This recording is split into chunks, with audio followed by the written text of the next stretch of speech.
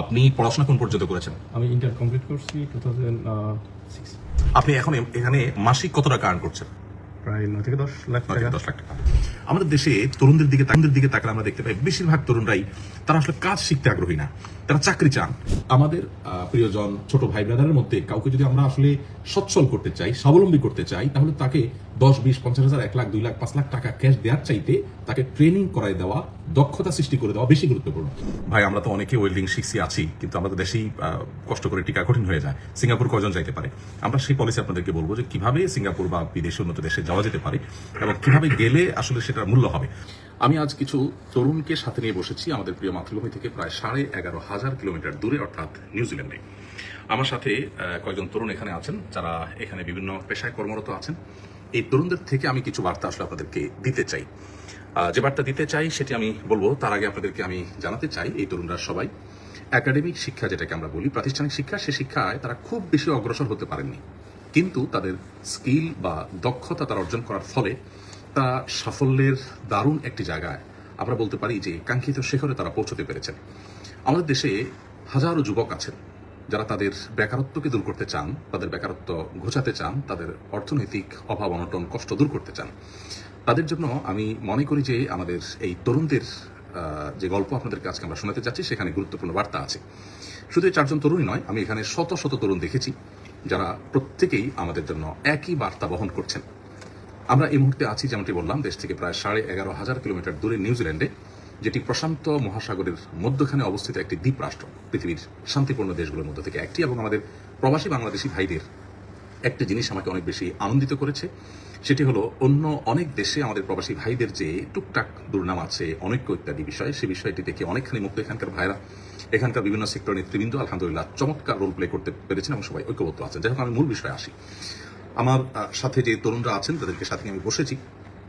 এই তরুণরা, আমি যেটি বলছিলাম যে একাডেমিক বা প্রাতিষ্ঠানিক শিক্ষা খুব বেশি অর্জন না করেও তাদের অর্থনৈতিক মুক্তি হয়েছে, সেটা কিভাবে। এবং যারা আমাকে দেখছেন, বিশেষ করে আমাদের পরিচিত যে সমস্ত যুবক তরুণরা আছেন যারা হয়তো কাজ করছেন বা যাদের অর্থনৈতিক সচ্ছলতা, স্বাবলম্বিতা অর্জন করার জন্য যারা চেষ্টা করছেন, এই তরুণদের গল্পের মাধ্যমে আমরা তাদের জন্য বার্তা খুঁজে বের করার চেষ্টা করবো ইনশাআল্লাহ।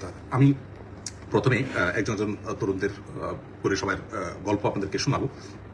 এরা কোথায় কি করেছেন, তারা কিভাবে কোন পর্যায়ে এসেছেন, এখন তারা কে কেমন আছেন, আমি জানার চেষ্টা করবো ইনশাআল্লাহ। আমার ডানে অবস্থান করছেন যে ভাই, আপনার কি নাম জানো? মোহাম্মদ ইমরান হোসেন। দেশের বাড়ি কোথায়? যশোর। আপনি পড়াশোনা কোন পর্যন্ত করেছেন? আমি ইন্টার কমপ্লিট করছি 2006। ইন্টার পাস করেছেন। ইন্টার পাস করেছেন 2006। এরপরে আপনি বিদেশে পাড়ি জমিয়েছেন না তারপরে দেশে কাজ করেছেন? আমি দেশে ট্রেনিং সেন্টারে ট্রেনিং করছি। সেম টাইমে আমার স্কিল দেখে আমার ট্রেনিং সেন্টার যে ওনার ছিল, একটু জোরে বলতে হবে, কোন ট্রেনিং সেন্টারে আপনি আমি ট্রেনিং করেছেন? আদর্শ মিরপুর শেরপাড়া আদর্শ ট্রেনিং সেন্টারে আমি ট্রেনিং করছি কি বিষয়ে প্রশিক্ষণ নিয়েছেন? ওয়েল্ডিং অ্যান্ড ফেব্রিকেশনের উপরে। নিয়ে দেশে কতদিন কাজ করেছেন? আমি দেশে 9 মাস মতো কাজ করছিলাম। 9 মাস কাজ একই করেছেন, ট্রেনিং সেন্টারে আর কি। মাশাআল্লাহ। ভাই, যশোরের মানুষ, ওয়েল্ডিং এর উপরে ট্রেনিং নিয়েছেন এবং ট্রেনিং নিয়ে দেশে বেশ কিছুদিন কাজ করেছেন, এরপর আপনি বিদেশে পাড়ি জমিয়েছেন। জি জি। এরপর আমি সিঙ্গাপুরে গেছিলাম 2007। হ্যাঁ, সিঙ্গাপুরে গিয়ে আপনি কতদিন ছিলেন? সিঙ্গাপুরে 7 বছর ছিলাম ওখানে। ওখানে আমি আমার জবের পাশাপাশি আমি যে স্কিল ভাইরা ছিল ওদেরকে আমি ওয়েল্ডিং শেখাইতাম। আমাদের সিঙ্গাপুরে? কোম্পানি থেকে আমার অ্যাপয়েন্ট করা হয়েছিল আর কি। আচ্ছা, এরপর আপনি এখন নিউজিল্যান্ডে আছেন। কত বছর ধরে নিউজিল্যান্ডে আছেন? নিউজিল্যান্ডে 11 বছর চলে আর কি। 11 বছর চলে। আপনি এখন এখানে মাসিক কত টাকা আর্ন করছেন? এখানে আমার নিজের কোম্পানি আমি করতেছি, সেক্ষেত্রে দেখা যাচ্ছে এক মাসে আমার এক মাসে এভারেজে কত আসে? Average $16,000 to $18,000 per month. $16,000 to $18,000। $18,000। তার মানে বাংলাদেশি টাকায় আমরা মুদ্রায় কনভার্ট করলে, মানে নিউজিল্যান্ডি ডলার, এটা ইউএস ডলার না, তাহলে বাংলাদেশি টাকায় সেটা কত টাকা হয়? মানে প্রায় 9 থেকে 10 লাখ 9 থেকে টাকা। 10 লাখ টাকা। ফাইন। আপনি ফ্যামিলি সহ আছেন এখানে? জি জি, আমি পুরো ফ্যামিলি সহ থাকি। ওয়াইফ এবং বাচ্চা কাচ্চা সহ? 2টা বাচ্চা আছে আমার। এবং এদেশে পাসপোর্ট তো আপনি হোল্ড করেন? জি জি, আমি এখানে ফাইন, সিটিজেন। মাশাআল্লাহ। প্রিয় দর্শক, এখানে একটু থামতে চাই। আমাদের এই ভাই যশোরে জন্ম, তার বেড়ে উঠেছেন এবং আমরা শুনলাম তার মুখ থেকে যে তিনি ওয়েল্ডিং শিখেছেন, শেখার পর সিঙ্গাপুর এসেছেন, সেখান থেকে নিউজিল্যান্ড এসেছেন। এখানে অনেকেরই মনে প্রশ্ন জাগবে যে ভাই আমরা তো অনেকে ওয়েল্ডিং শিখছি আছি, কিন্তু আমাদের দেশেই কষ্ট করে টিকা কঠিন হয়ে যায়, সিঙ্গাপুর কয়জন যাইতে পারে? আমরা সেই পলিসি আপনাদেরকে বলবো যে কিভাবে সিঙ্গাপুর বা বিদেশে উন্নত দেশে যাওয়া যেতে পারে এবং কিভাবে গেলে আসলে সেটার মূল্য হবে।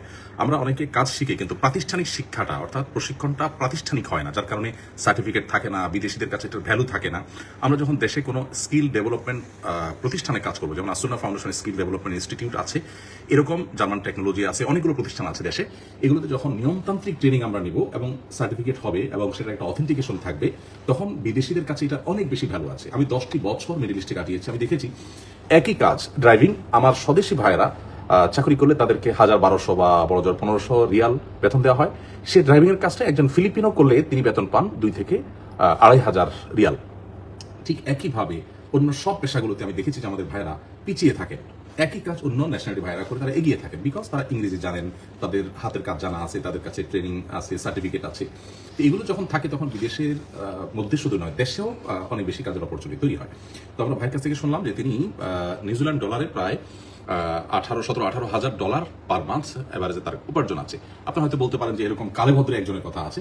আমরা অবশ্য এখন এই টাইপের আমাদের যে ভাইরা আছেন যারা খুব বেশি প্রাতিষ্ঠানিক শিক্ষা অর্জন করতে পারেন না, কিন্তু তাদের স্কিলকে ডেভেলপ করেছেন, দক্ষতা অর্জন করেছেন, দক্ষতা অর্জন করার ফলশ্রুতিতে তাদের দারিদ্র্য বিমোচন হয়েছে, এরকম এই নিউজিল্যান্ডে কত মানুষ আছেন সেটা আমরা জানবো ইনশাআল্লাহ। তার আগে একটু বলে রাখি, যারা সিঙ্গাপুরে একটা নির্দিষ্ট সময় পার করে তারা চাইলে নিউজিল্যান্ডে চলে আসতে পারে এই কাজ করার জন্য। শুধু নিউজিল্যান্ড না, পৃথিবীর বহু দেশ তাদের জন্য দুয়ার খুলে দেয়, আমরা অনেকে জানি না।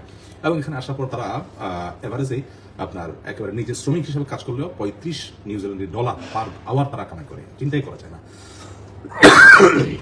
দক্ষিণ আমেরিকার কাশির সমস্যাটা হঠাৎ করে দেখা দিয়েছে। আমি এবার কথা বলবো আমার বাম পাশে যে ভাই আছেন তার সাথে। ফয়সাল, আপনি আপনার পরিচয় দেন প্লিজ। আসসালামু আলাইকুম, আমার নাম ফয়সাল মিয়া, আমার বাড়ি কিশোরগঞ্জ জেলা কটিয়াদি থানা। আমি ফেকামারা সিনিয়র ফাজিল ডিগ্রি মাদ্রাসা থেকে দাখিল পাশ করেছি। এরপরে আপনি কি করছেন? দাখিল পাশ করার পরে আমি কলেজে ভর্তি হই, কিন্তু কলেজে আর রেগুলার ক্লাস করা হয়নি। তখন ওখান থেকে আমার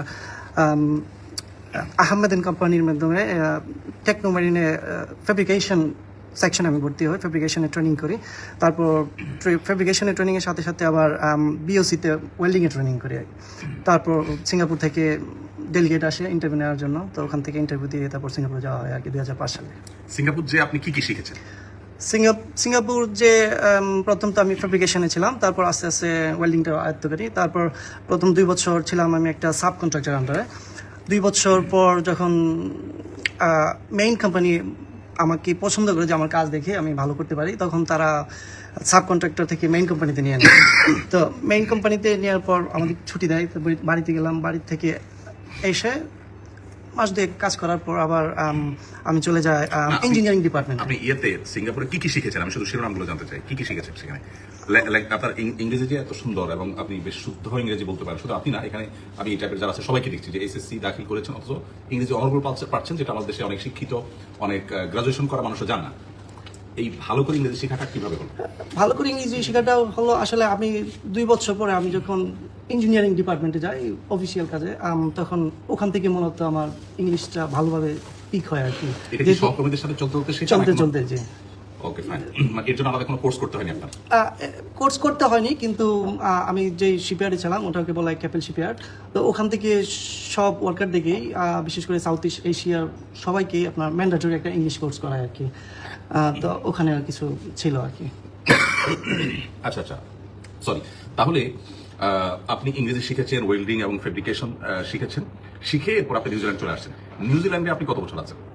নিউজিল্যান্ডে আছি আমি 12 বছর, 2012 সালে আসি। সিঙ্গাপুরে কতদিন ছিলেন? সিঙ্গাপুরে ছিলাম 2005 থেকে 2012। সিঙ্গাপুরে বা অন্য দেশ থেকে নিউজিল্যান্ডে বা এরকম উন্নত দেশে আসার জন্য এই বিশেষ করে এই দেশের পলিসি কি? কতদিন পরে আসতে পারে বা কিভাবে আসতে পারে?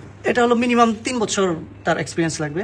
3 বছর 3 বছরের যদি কারিগরি দক্ষতা থাকে, এটার এক্সপিরিয়েন্স থাকে, তার মানে একজন সাধারণ লেবার হলে সে আসতে পারবে না।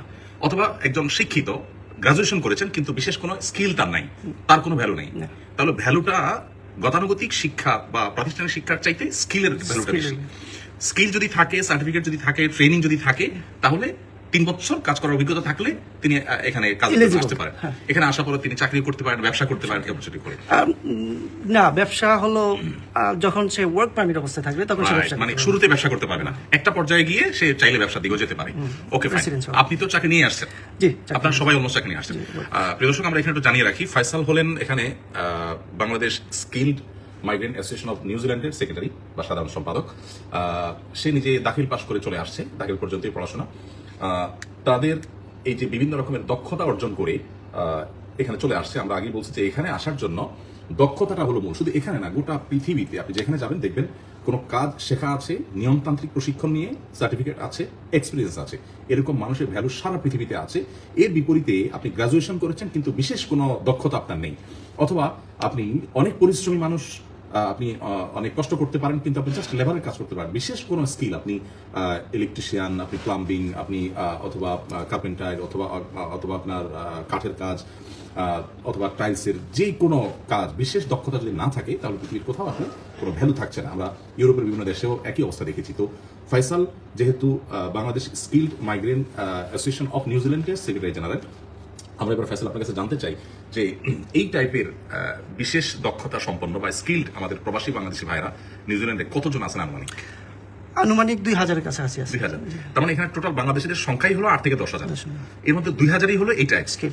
তার মানে যারা পিএইচডি করতে আসছেন বা যারা মাস্টার্স করতে এসেছেন অথবা যারা হায়ার ডিগ্রির জন্য এসেছেন বা চাকরির জন্য এসে পরে তারা বিভিন্ন ব্যবসা বাণিজ্য করছেন বা যারা চাকরি করছেন, এরকম লোকগুলোর বাইরে শুধু এইরকম অল্প শিক্ষিত অথচ স্কিল হওয়ার কারণে এখানে ভালো অবস্থানে আছেন এরকম মানুষের সংখ্যা 8-10,000-এর মধ্যে 2000। তার মানে বিরাট একটা বড় সংখ্যা, এভারেজ সংখ্যা হিসাব করলে 1/4। আচ্ছা, এইদের বেশিরভাগই এই টাইপের কাজই করেন না? জি, কনস্ট্রাকশন। আমাকে একটু ধারণা দেন তো কি কি কাজ করেন নরমালি তারা?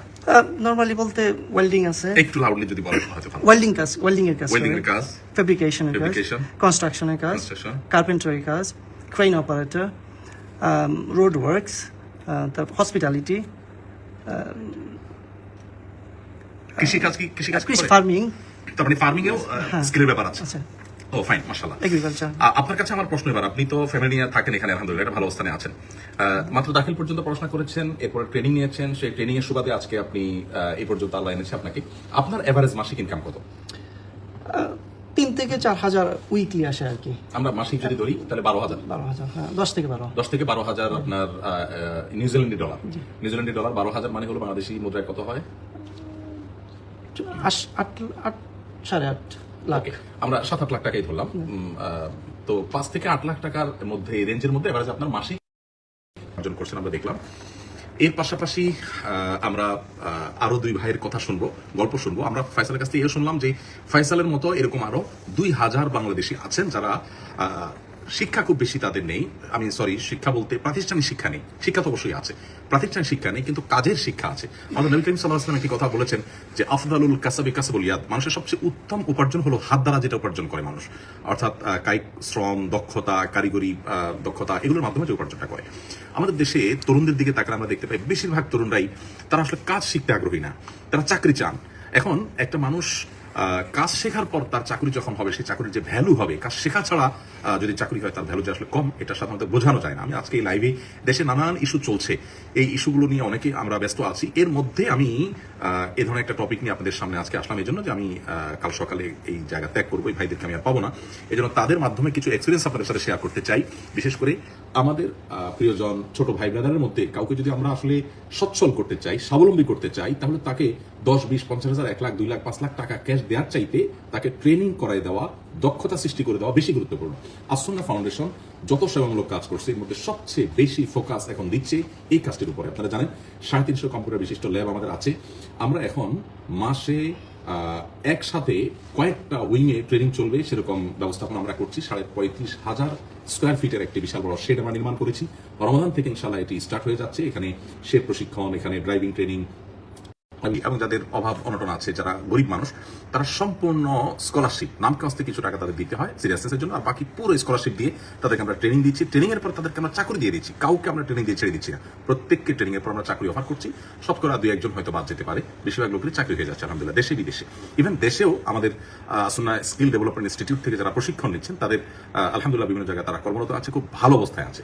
তো আমরা যশোরের এক ভাইয়ের কথা জানলাম, ফয়সালের দেশের ভাইয়ের কথা জানা হয়নি। কিশোরগঞ্জ কটিয়াদি থানা। কিশোরগঞ্জ, আপনি তো ফ্যামিলি সহ আছেন এখানে। জি। মাশাআল্লাহ। ভাই তো যশোরের মানুষ, আপনি কি এখানে বাড়ি কিনেছেন না ভাড়া বাড়িতে থাকেন? বাড়ি কিনছি আমি বাড়ি কিনেছেন, মাশাআল্লাহ। এখানে বাড়ি তো অনেক ব্যয়বহুল। কত টাকা গেছে আপনার বাড়িতে? $1,10,000 $1,10,000, মানে নিউজিল্যান্ডি ডলারে $1,10,000, বাংলাদেশি মুদ্রা নয়। এই টাকা তিনি বাড়িও কিনেছেন আলহামদুলিল্লাহ। নিশ্চয়ই ভাই বোন আত্মীয় স্বজনকেও দেখার সুযোগ হয় আলহামদুলিল্লাহ, মাশাআল্লাহ। আমরা এবার ভাইয়ের কাছ থেকে একটু কথা শুনতে চাই। আপনি কোন এলাকার মানুষ, পরিচয় দিবেন বা পড়াশোনা কি? আসসালামু আলাইকুম, আমার নাম মুসলিম সরকার, আর বামনবাড়ি আশুগঞ্জ, আমার বাড়ি আশুগঞ্জ। আর আমি পড়াশোনা এসএসসি পড়ছি। এসএসসি পড়ার পরে কলেজে ভর্তি হয়েছি, কিন্তু কলেজ পড়াশোনা করি নাই, শেষ করি নাই। তো এর মাঝখানে আমি কাজ শেখার জন্য আমি আগ্রহী, যে আমার প্রতিষ্ঠান আমি স্কেল আগে করবো, যে আমার কী কাজ শিখবো। আমার কাজ শেখার আগ্রহ কোত্থেকে আসলো? আগ্রহটা আসছে, আমার একজন সিনিয়র আঙ্কেল ছিল, তো ওনার সাথে আমি দেখি উনি গাড়ি চালাইতো, তো ওনার সাথে আমি একটু কন্ট্যাক্ট করি, যে আমার তো কাজ শেখার শখ, তো আমি ছোটো ছিলাম। তো তিনি বলছে ঠিক আছে তুমি আসো। তো আমার আগ্রহ দিকে উনি আমাকে শিখাই, আমার যখন আগ্রহটা হয় তখন আমার শিখাই। তো ওনার কাছ থেকে শিখতে দিতে আমি আলহামদুলিল্লাহ আস্তে আস্তে আমি ছোটো গাড়ি থেকে বড় গাড়ি থেকে এত পরে আমি যখন একটা কোম্পানিতে ইন্টারভিউ দিই, তো আমি ইন্টারভিউতে আমি সিলেক্ট হই, ফার্স্ট আমি সিলেক্ট হই। তো এই কোম্পানি আমাকে সিঙ্গাপুর নিয়ে যায়। সিঙ্গাপুর নেওয়ার পরে আমি তখন ইংলিশ আমি দক্ষতা না, আমি ইংলিশ ঠিক মতো কথা বলতে পারি না, তার সাথে কমিউনিকেশন করতে পারি না। তো আমার এখানে একটু দুর্বল ছিল, কিন্তু তারা আমার স্কিল বা আমার কাজের পারফরমেন্স, আমার কাজে দেখার জন্য তারা আমাকে খুব টেক কেয়ার করছে। তখন তারা আমাকে ইংলিশটা একটু পুশ করাইছে, ইংলিশটা আমাকে শিখাইছে তারা। তো ইংলিশ শেখার পরে দেখা যাচ্ছে আমি মোটামুটি তার সাথে একটু কমিউনিকেশন করতে পারি। তারপর তারা আমাকে আস্তে আস্তে প্রমোশন দিই। প্রমোশন দেওয়ার পরে আমি আস্তে আস্তে কম্পিউটার তাদের কাছে শিখি। তো তারা আমাকে কম্পিউটার শেখায়। কম্পিউটার শেখানোর পরে তারপর তারা আমাকে এইচআর ডিপার্টমেন্টে বা ম্যানেজমেন্ট বা দায়িত্ব আমাকে মোটামুটি দেয় আলহামদুলিল্লাহ। তো দায়িত্ব দেওয়ার পরে দেখা যায় আমার কাজ, আমার এক্সপিরিয়েন্স এবং আমার যে দক্ষতা, আমি যখন একটা কাজ নেই তো আমি সঠিকভাবে শেষ করি। হয়তো আমার পড়াশোনা কম, সেই জন্য আমি অনেক সময় উপরের লেভেলে আমি যেতে পারি না, সেটা হলো। তারপর আমার স্কেলে আমার দক্ষতা আমাকে অনেক উপরে নিয়ে আসছে। তারপর ওইখান থেকে আমি সিঙ্গাপুরে ইন্টারন্যাশনাল লাইসেন্স করি, যা পৃথিবীর সব জায়গায় ইউজ করতে পারি। এবং আমি শিপ মুভমেন্ট করার জন্য লাইসেন্স করি, কোম্পানি করে আমাকে। এবং আমার ড্রাইভিং লাইসেন্স করাই, এবং আমাকে ফকলিফট লাইসেন্স করাই। মাত্র হলে বলতে যে ইকুইপমেন্ট অপারেটর হিসেবে যতগুলো যে লাইসেন্স আছে, যে ইন্টারন্যাশনাল সবগুলি আমাকে কোম্পানি আমাকে অপরচুনিটি সুযোগ দিই। কারণ কি জন্য সুযোগ দিচ্ছে? আমার কাজের দক্ষতা, আমার স্কেলের আন্তরিকতা, যে আমি কাজের আগ্রহ শিখতে চাই, সেই হিসেবে আমাকে দিই। তারপর এখানে আমি থামাই, আপনি তো ওখানে বেতন পাচ্ছিলেন ভালোই, তাহলে আবার এসব কাজ শেখার দরকার ছিল কি? কাজ মানে নতুন নতুন কাজ শেখার কি দরকার ছিল? বেতন তো পাচ্ছিলেন ভালো। দক্ষতা সেটা ছিল যে আমার আগ্রহটা আমি স্কিল আপডেট করবো, মানে নিজেকে উপরে তোলার জন্য কাজ যত শিখতে পারি তত ভ্যালু বাড়বে, সেজন্য কাজ ভ্যালু বাড়বে এবং আমাকে মূল্য বাড়বে, এবং আমার পজিশন বাড়বে, আমাকে স্যালারিও ভালো বাড়বে। এবং তারপর আপনি এখন কি কি কতগুলো কাজ জানেন এই মুহূর্তে? আমি এখন আপনার মানে ড্রাইভিং তো জানেনই? আমি ড্রাইভিং জানি, ক্রেন অপারেটর জানি, ক্রেন অপারেট করতে পারি, বিশাল বড় ব্যাপার। ফকলিফট অপারেট করতে পারি। মানে এটা কি জিনিস সেটা বুঝিনি। ক্রেন হলো 4 রকমের ক্রেন আছে। একটা আছে শিপে থাকে, একটা ক্রেন আছে, সবগুলাই অপারেট। হ্যাঁ, আমি সবই পারি, আমার ইন্টারন্যাশনাল লাইসেন্স। আর প্লাস পৃথিবীর সবচেয়ে বড় ক্রেন, যে 30 টন, 30,000 টন, 30,000 টন পৃথিবীতে সবচেয়ে বড়, যে সিঙ্গাপুরে আছে, ওইটাও আমি কন্ট্রোল করে চালাতে পারি, ওটার পাশ আছে আমার কাছে। ও মাশাআল্লাহ, মাশাআল্লাহ। এই দক্ষতা হওয়ার পরে তো আমার প্ল্যান ছিল সিঙ্গাপুর, তার ফ্যামিলি সেটেল হয়ে যায় না, আমার দক্ষতা হলে আমি একটু উপরের দিকে যেতে চাই। আমার ফ্যামিলি স্টাইল, বা আমি হয়তো উপরে যাবো, আমার আর পিছনে যে বাইরা আছে, ছোট বাইরা, তাদেরকে একটু সাপোর্ট দিতে চাই। তো ওই সাপোর্ট হিসেবে আমি সিঙ্গাপুরে ছিলাম প্রায় 9 বছর। 9 বছর এখান থেকে পরে আমি নিউজিল্যান্ডে আমি ট্রাই করি। তো নিউজিল্যান্ডে ট্রাই করে অনেকে শুনি স্কিলের অপরচুনিটি বেশি দেয়, যাদের স্কিল বেশি, যারা এক্সপিরিয়েন্স বেশি, তাদেরকে সুযোগটা দেয় নিউজিল্যান্ডে। তো আলহামদুলিল্লাহ আমি ওই চান্সটা নিয়েছি, নেওয়ার পর আমি কাগজ জমা দিই এখানে। তো জমা দেওয়ার পর আমার স্কেল এবং আমার সার্টিফিকেট আর আমার লাইসেন্স কোয়ালিটি দেখার পরে তারা আলহামদুলিল্লাহ 1 সপ্তাহ পরে আমার রেজাল্ট দিয়ে দিয়েছে, যে আমরা আপনাকে নিয়ে নেব। এবং যেদিন আমাকে বলছে সন্ধ্যার সময় আমাকে তার এগ্রিমেন্ট একটা ফর্ম দিয়েছে, যে আমি আপনাকে নেব, অন্য জায়গায় ট্রাই করব। এর 15 দিন পর আমাকে, মানে তারা বরং আপনার অ্যাপ্লিকেশন পায় একরকম খুশি যে আমাকে এরকম দক্ষ লোক দরকার। মাশাআল্লাহ। অথচ দেশে আমি জানি বহুত এমএ পাস, বিএ পাস মানুষ ঘুরতেছে, এরকম উন্নত দেশে যদি আসতে পারে তাহলে খুশি হয়ে যাবে, তারা আসতে পারছে না। আপনি শুধু কাজ শিখে দক্ষতা অর্জন করে আল্লাহ তাআলা আপনাকে এই পর্যন্ত আসার তৌফিক দিয়েছেন। এক্সিলেন্ট। আমি আপনার খুব বেশি সময় নিতে পারবো না, আপনাকে আমি এখানে একটু থামাই জিজ্ঞেস করতে চাই, আপনি এখন এই মুহূর্তে নিউজিল্যান্ডে কি কাজ করছেন? আমি এখন এই মুহূর্তে একটা কনস্ট্রাকশন একটা কোম্পানিতে কাজ করি, এক্সকাভেটর এবং ড্রাইভিং করি। যে এক্সকাভেটর যেটা মাটি কাটে ওইটা করি, আর ড্রাইভ করি, যে ট্রাক ড্রাইভ করি, ওইটা লোড করি। আর একটা এই কোম্পানিতে একটু দায়িত্ব নিই। আপনি স্যালারি কত টাকা পান এখানে? এখন আমি আপাতত স্যালারি পাচ্ছি, আপনি উইকলি $1,200 মতো পাচ্ছি। আর মান্থলি আমার কাছে $46 মতন বা $4,500 মতন আসতেছে। ওকে ফাইন, তার $4,500 আপনার নিউজিল্যান্ডের হ্যাঁ, পার মান্থ per month চিন্তাই করা যায় না। বাংলাদেশি টাকা এটা আমরা কনভার্ট করলে কত টাকা হয়? কনভার্ট করলে প্রায় 2.5-3 লক্ষ টাকা মতন। 3 লক্ষ টাকা হয়, মাশাআল্লাহ। আলহামদুলিল্লাহ। আমাদের ভাই আপনার দেশের ভাই হলো ব্রহ্মণ ভাই বলেছেন, তার গল্প শুনলাম। তিনিও এসএসসি পাস, আলহামদুলিল্লাহ। তিনি নিউজিল্যান্ডি ডলারে প্রায় $4,500 থেকে $5,000 মাসে ইনকাম করছেন। এখানে অবশ্য লাইফটা এক্সপেন্সিভ, বেশ একটা অংশ খরচ হয়ে যায়, কিন্তু এরপরও বেশ অনেক টাকাই কিন্তু টিকে এবং আলহামদুলিল্লাহ ভালো একটা জায়গায় তিনি আছেন। আমরা আরেকজন ভাইয়ের কথা শুনবো, তার আগে শুধু এখানে থামতে চাই। আমরা মূলত এই লাইভের মাধ্যমে যে বার্তাটি দিতে চাই সেটি হলো আমাদেরকে দক্ষতা অর্জন করতে হবে, স্কিল এটা প্রত্যেককে অর্জন করার চেষ্টা করতে হবে। ইভেন আমরা যারা আলহামদুলিল্লাহ উচ্চশিক্ষিত, এর পাশাপাশি আমাদের বিভিন্ন দক্ষতা সৃষ্টি করার বা তৈরি করার চেষ্টা করতে হবে। আমি খুবই অযোগ্য একজন মানুষ, তারপর আলহামদুলিল্লাহ ড্রাইভিং থেকে নিয়ে আমার যে সমস্ত কাজগুলোর প্রয়োজন হয়, ভিডিও এডিটিং থেকে নিয়ে অন্য যে সমস্ত ডিজাইনের কাজ আছে, এই সব কাজগুলো কিন্তু আমি শিখেছি। এবং ইন্টারেস্টিং বিষয় হলো এই ভাইদের সাথে আমার একটা মিল হলো, ওনারা যেরকম প্রবাসে এসে এগুলো বেশিরভাগ ক্ষেত্রে শিখেছেন, আমিও কিন্তু প্রবাসে শিখেছি। এবং দেশে থাকতে একজন গতানুগতিক আলেম মানুষ, তার তো আসলে ড্রাইভিং শেখার দরকার হয় না, কিন্তু আমি শিখেছি। এখন আমার ড্রাইভার গাড়ি চালায়, কিন্তু ড্রাইভার যদি কোনো জায়গায় সমস্যা ফিল করে, আমি তাকে সরাই দিয়ে আমি গাড়ি চালাতে পারছি, কোনো অসুবিধা নেই। আমি লং রুটে যাচ্ছি, ড্রাইভারের চোখ মনে হচ্ছে একটু লাল হয়ে আসছে, সেটা তো ঘুমাচ্ছে, আমি তাকে সরাই দিয়ে আমি ড্রাইভিং সিটে বসে যাচ্ছি, আমি ড্রাইভ করে চলে আসতেছি, আমার কাছে লাইসেন্স আছে, ট্রেনিং আছে। এই একটা বিষয় আমাদের বাংলাদেশের বেশিরভাগ মানুষকে আমরা বোঝাতে পারি না। সুন্নাহ ফাউন্ডেশন থেকে আমরা সংগ্রাম চালাচ্ছি যে আসুন সবাই প্রশিক্ষণ নেই, সবাই দক্ষতা অর্জন করি, আমরা আমাদের ভ্যালু বাড়াতে পারবো, ভ্যালু অ্যাড করতে পারবো, আমাদের বেকারত্ব দূর হবে, আমাদের অভাবনটন দূর হবে, আমরা কারোর কাছে হাত পাততে হবে না। আমরা যারা সচ্ছল আছেন তাদেরকে আমরা আবেদন করি যে আপনি একজন মানুষকে 50,000 1 লাখ টাকা দান করলে, গিফট দিলে, উপহার দিলে, সহযোগিতা করলে কতদিন সে চলতে পারবে? আসুন্নাহ ফাউন্ডেশন এখন একজন প্রশিক্ষণার্থীর পেছনে এভারেজে 50 থেকে 60,000 টাকা খরচ করে। 50 থেকে 60,000 টাকা খরচ করার বিনিময়ে আমরা যে প্রাপ্তিটা পাই সেটা হলো 3 মাস থাকা, খাওয়া এবং ট্রেনিং দিয়ে তাকে আমরা দক্ষ করি। স্মল বিজনেস ম্যানেজমেন্ট কোর্স আছে আমাদের, একটা অ্যাকাউন্টিং একটা কোর্স আছে, ওয়েব ডেভেলপমেন্ট কোর্স আছে। যারা আন্ডার এসএসসি তাদের জন্য এক রকমের কোর্স, যারা এসএসসি এইচএসসি করা তাদের জন্য এক রকমের কোর্স করা, যারা গ্রাজুয়েশন করা তাদের জন্য আমাদের ওয়েব ডেভেলপমেন্ট কোর্স আছে। প্রত্যেককে ট্রেনিং এর পর আমরা চাকরি দিই। আমাদের মার্কেটিং এর একটা ট্রেনিং, সেলস এন্ড মার্কেটিং এর একটা ট্রেনিং আমরা করিয়েছি। আপনারা শুনলে কিছুটা বিস্মিত হতে পারেন যে প্রথম ব্যাচে যারা ট্রেনিং নিয়েছে তাদের ট্রেনিং এর 4 মাসের মধ্যে প্রথম 2 মাস যাওয়ার পর আমরা সমগ্র জাহাঙ্গীরনগর ইউনিভার্সিটিতে একটা জব মেলা হয়েছে, সেখানে তাদেরকে আমরা পাঠিয়েছি। আমাদের ট্রেনিং যারা নিচ্ছে, যারা ট্রেনিং এর মধ্যে আছে, সেখানে যাওয়ার পর আমাদের এই ছেলেদের বেশিরভাগই সেখানে তাদের জবের অফার পেয়ে গেছে। ট্রেনিং এখন সেখানে মাঝপথে আছে এবং এইটা জব মেলাতে তাদেরকে বিভিন্নভাবে টেস্ট করা হয়েছে, সেই টেস্টে তারা উতরে গেছে। আমাদের একজন স্টুডেন্ট প্রশিক্ষণার্থী, যাকে সেখানে একজন দক্ষ মার্কেটিং এবং সেলসের একজন সিনিয়র একজন ব্যক্তি, তিনি একটা টিস্যু পেপারের বাক্স দিয়ে বললেন এটা আমার কাছে বিক্রি করেন দেখি। তখন ওই জায়গার উপরে সেটাকে তিনি ভালো একটা মূল্যে বিক্রি করেছেন এবং এমনভাবে মার্কেটিং করেছেন, বাধ্য হয়েছেন সেই টিচার ওটা কিনতে। তারপর তিনি তাকে বললেন তোমাকে আমি এই মুহূর্তে 35,000 টাকা স্যালারি দিয়ে অফার করছি, এই মুহূর্তে স্টার্টিং। তো আমি মূলত যেটা বলতে চাইছি সেটি হলো যে আমরা গরিব মানুষদেরকে নগদ টাকা দিয়ে সহযোগিতা করি, এটা না করে তাদেরকে ওই টাকা দিয়ে আমরা কাজ শিখাই দিই, তাহলে সে সারা জীবন উপার্জন করতে থাকবে, আমি সব পেতে থাকবো। আমরা 50,000 টাকা দিয়ে একজন মানুষকে ট্রেনিং করে যখন চাকরি দেই, 15 থেকে 20,000 টাকা স্যালারি দিয়ে তার বেতন শুরু হয়। ধরুন ড্রাইভিং ট্রেনিং এর জন্য যদি 3 মাস থাকে আমাদের এখানে, পরিপূর্ণভাবে তাকে ড্রাইভিং ট্রেনিং শিখে আমরা চাকরি দিয়ে দিচ্ছি, এরকম সব ক্ষেত্রে। তো আমি 50,000 টাকা খরচ করলাম, তার পিছনে সে 20,000 করে প্রত্যেক মাসে কামাচ্ছে। 3 মাস, 4 মাস, 5 মাসে সে কত টাকা কামাচ্ছে এবং সারা জীবন কত টাকা কামাই করবে। 50,000 টাকা উঠেতে তার 2 থেকে 3 মাস সময় লাগবে। আর যদি আমি এককালীন দিই তাহলে 50,000 টাকা 2 মাসে সে উড়াই ফেলবে, খরচ করে ফেলবে। এই জন্য দক্ষতা অর্জন করবার কোনো বিকল্প বা ভিন্ন পথ আমাদের সামনে খোলা না। প্রিয় দর্শক, আমাদের সামনে আরেকজন ভাই আছেন, তার কথা একটু শুনবো। ভাই, আপনার নামটা বলে একটু, কোন জেলার, কি পড়াশোনা করেছেন? আসসালামু আলাইকুম, আমার নাম মোহাম্মদ সোহেল। দেশের বাড়ি বিক্রমপুর, শ্রীনগরে। আমি পড়াশোনা করছি, ইন্টারমিডিয়েট কমপ্লিট করতে পারিনি। ইন্টারমিডিয়েট কমপ্লিট করতে পারিনি, তো শেষ করেছি, কলেজে ভর্তি হয়েছি, পড়াশোনা শেষ করার পর আপনি কি করেছেন, কি শিখেছেন? আমি তখন প্রথম আমাকে আবার আব্বা আম্মা একটা ট্রেনিং সেন্টার ভর্তি করে দেয়, এটা ইয়েতে, উত্তরাতে। সেখানে আমি, ওটার নাম ছিল ডায়মন্ড পলিটেকনিক। আচ্ছা, ওকে ফাইন। সেখানে কি শিখেন? সেখানে আমি পাইপ ফিটিং শিখি। পাইপ ফিটিং শেখার পর আমার 3 মাসের ট্রেনিং হয়। ওকে। 3 মাস ট্রেনিংয়ের পরে আমি ওখানে ডেলিগেট আসে সিঙ্গাপুর থেকে।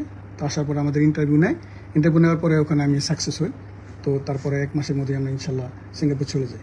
কিন্তু সিঙ্গাপুর যাওয়ার পরে আমি যখন 3 মাস কাজ করি, 3 মাস করার পর ওই যে কাজটা আমি শিখে গেছি, তার 3 মাস পর আমার কাজটা চেঞ্জ হয়ে যায়। তখন আমাকে ওই সেকশন থেকে ট্রান্সফার করে দেওয়া হলো কার্পেন্টারি সেকশনে।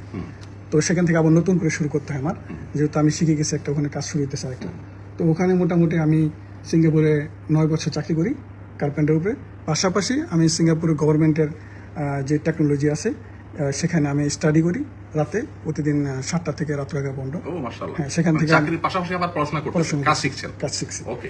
সেখান থেকে আমি স্কিল করছি কার্পেন্টার উপরে এবং পেন্টিং এর উপরে।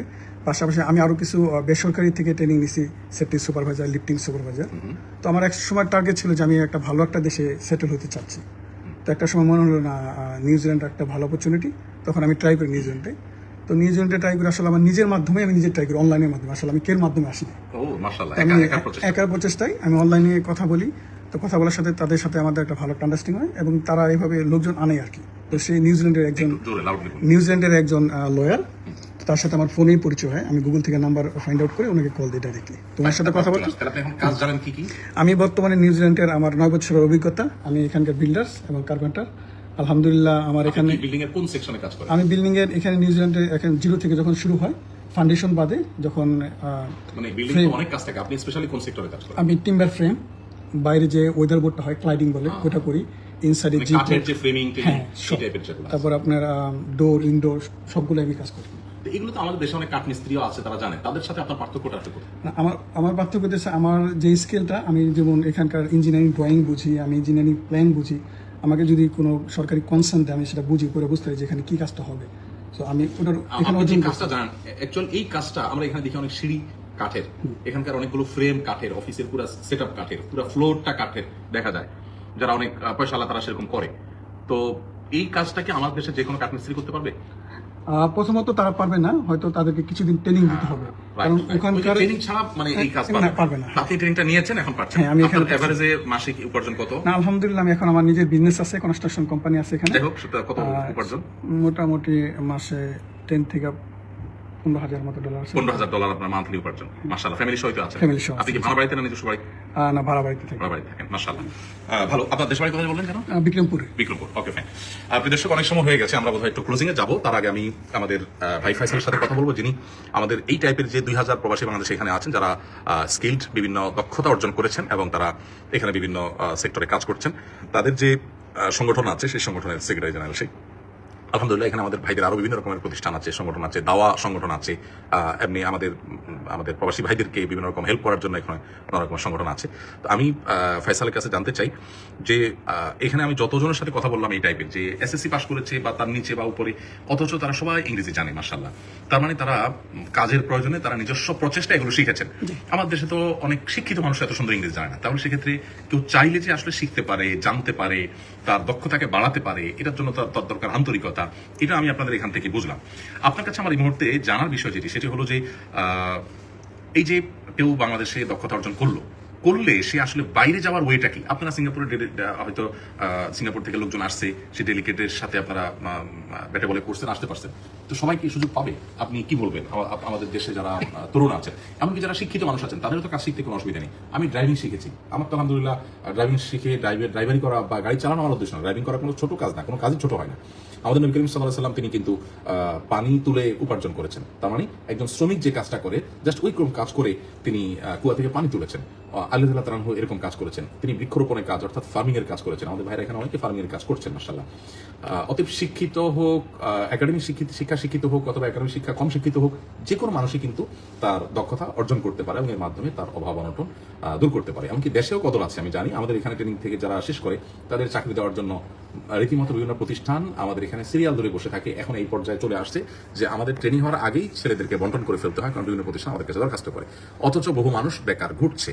তো ফয়সাল, আপনার কাছে আমার জানার উদ্দেশ্য হলো যে ট্রেনিং নেওয়ার পর দেশে যদি অনেক কাজ আছে, কেউ যদি বিদেশে যেতে চায়, ট্রেনিং আছে, সার্টিফিকেট আছে, তার উপায়টা কি?